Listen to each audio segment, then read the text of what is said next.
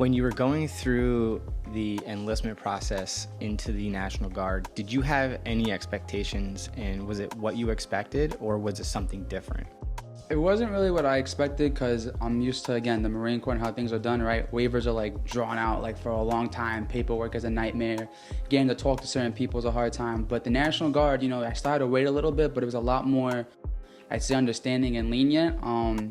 And it just worked out better than I personally thought. And then, on top of that, the different options the Guard gives you as opposed to, I guess, other branches, like in the Marine Corps, you don't pick a job, you pick a field. So it's like, hey, you'll be a supply, but you don't know where in the supply world you're gonna be, right? In the Army, it's like, no, this is the job you qualify for. If it's available, you got it. And with the Guard, you're filling that unit's specific needs. So you know where you're going before. So it was a lot different having more security, knowing where I was going.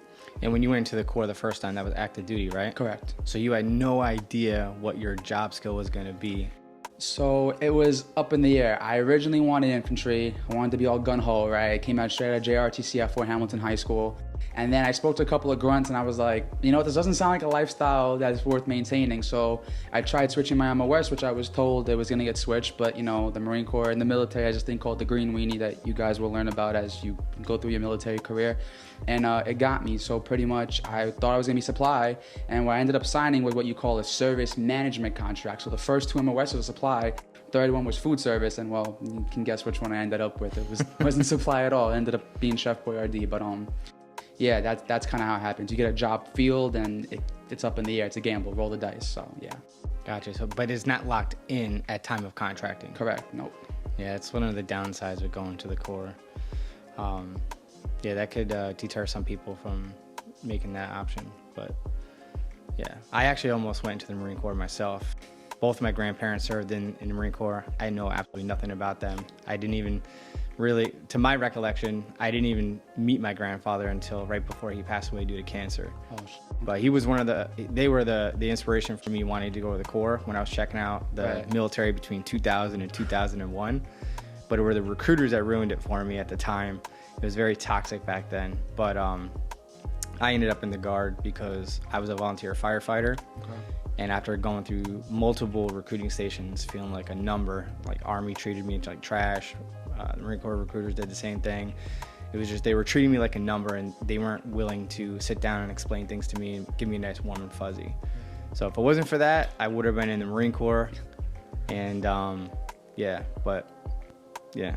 I definitely want to say too though, even though all that happened in the Marine Corps, I'm still proud to be a Marine, Semper Fi till I die, I tell everybody that. And it's like he said, it's the recruiter, right? You're gonna have good recruiters and bad recruiters. I met dudes in the Marine Corps where their recruiters gave them everything they said they were and ended up having a great career, and I got some where it was up in the air. So just do your research and know what you're doing, right? Every branch has their own thing about them that you may not like, and pros and cons. So just weigh the options. But just one best advice for the Marine Corps: if you plan to join the Marine Corps, have the intention to be a United States Marine. That is your ultimate goal. Don't worry about the MOS as much. If you have the option to, yes, but you're joining the Marine Corps to be a devil dog. You want to be a Marine above all things, and then everything else comes second. So just keep that in mind.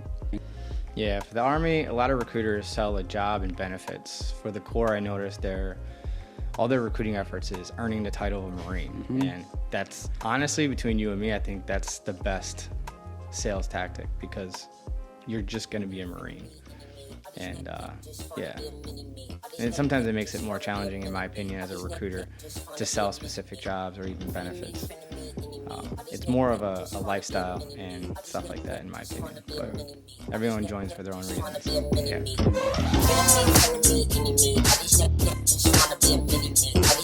Just wanna be